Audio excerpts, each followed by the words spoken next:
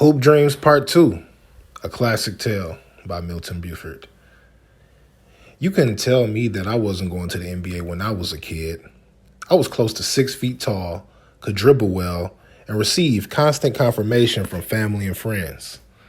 If that wasn't enough, I played on the championship elementary team with arguably the best scoring guard to come out of Detroit.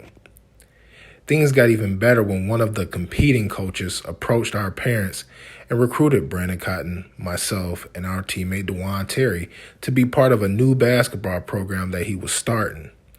This was an amazing experience because this coach took all of us elite players from that league and put us on the same team.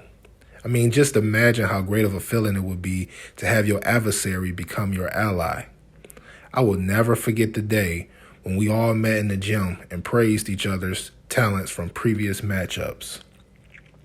I would go on and travel all over the state and country with this great group of guys, taking names and kicking butt for years, until the time came where we would be recruited by high school coaches throughout Detroit and groomed to become collegiate prospects. It was a bit nerve-wracking watching legendary high school coaches going through the process of picking who they wanted from the litter of us. Somehow, a plan had worked out where our coach would be given the opportunity to coach at his high school alma mater, St. Martin de Porres, bringing BC and myself along with him. The stage was set where we would be a 1-2 combo punch again, dominating our competition as we had done in elementary and throughout middle school. But the plan was short-lived as my parents had other plans, moving our family out of Detroit to Lansing. My brother BC's parents tried to allow for me to stay with them, which I did for a few months, but it was best that I went along with my family. You see, Lansing was a unique experience. Unlike Detroit, there weren't many options for a talented young man to showcase their talent. I couldn't believe how many guys could actually play at my new high school. In Detroit, those who played basketball did it religiously, but in Lansing, it felt like basketball was religion. Everett was the old stomping grounds for Hall of Famer Earvin Magic Johnson. He left a huge footprint of sports excellence that could be felt throughout the city. There was so much talent at Everett that during the summer, our guys and girls team would branch off to play with different summer programs where they all thrived. I thought that this was a great experience under one roof having all of this talent. Thinking of the old saying, steel sharpens steel.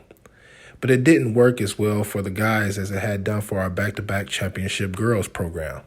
I mean, one day I ran into my former Detroit coach going into my sophomore year. It was at a summer tournament in Battle Creek. I was excited for him to see my progress as I ignited oohs and ahs for a couple of nice dunks.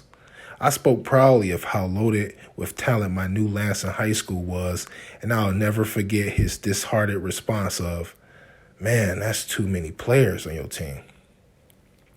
I couldn't quite comprehend what he was trying to say or tell me at the time. I just knew that I would be a star by my senior season, and scouted from top collegiate programs would basically come to my school and try to recruit me. Unfortunately, that day never came.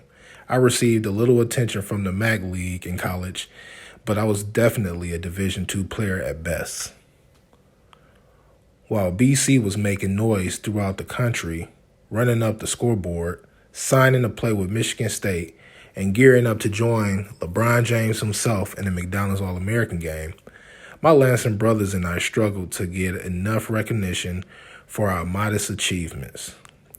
Versatile, we definitely were. But at times, it proved to be counterproductive in helping us establish a rhythm and chemistry on the court. It was a tough pill to swallow, realizing that my basketball dreams were coming to a screeching halt. I had the pleasure of watching my former Detroit high school take down Flint Beecher for the championship from the rafters of the Michigan State Breslin Center. It was a bittersweet moment for me, yet a defining one. Ending up at a community college, I thought to myself of all of the talents that I had possessed, and the time had come where I could no longer ignore their desires to be expressed. I had suppressed them for far too long on my basketball journey. I eventually hung basketball up, and ever since then, I've been reluctant to ever put all my eggs in one basket again. Now, my motto to this day is explore everything. Hoop dreams.